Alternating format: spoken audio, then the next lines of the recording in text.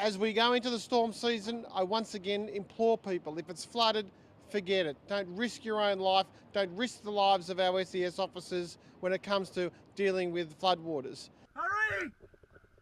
There's kids in the back! Yes, it is frustrating when we do have to respond to these jobs where people have gone through floodwater when they know they shouldn't have. But the message is simple: stay out of floodwater. Never walk, ride or drive through floodwater. Driving in floodwaters is incredibly dangerous. As the Minister said, if it's flooded, forget it.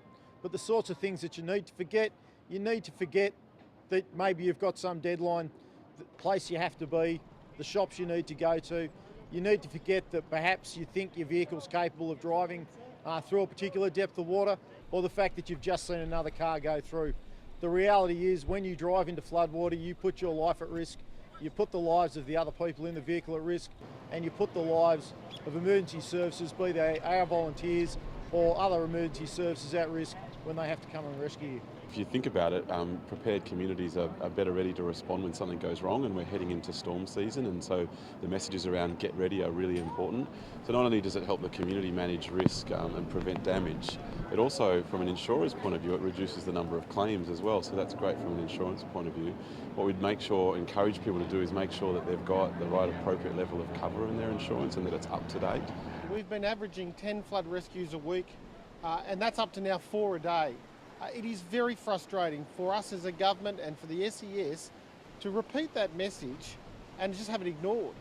And as I've said, think about the fact that you're putting other people's lives at risk. And you would not walk into a bushfire, so why anybody would drive into floodwater is beyond me. The amount of hazards associated with floodwater is just absolutely atrocious, and State Emergency Service volunteers are equipped and trained to deal with these circumstances in a safer manner, but we're still putting our lives on the line.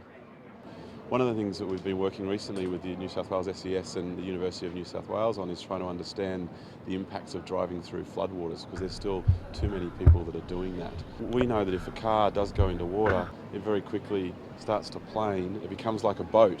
But imagine it's a leaky boat and you don't have any steering and it's about to sink. It's really dangerous. So we're encouraging, along with the New South Wales SES, for people not to drive through floodwaters.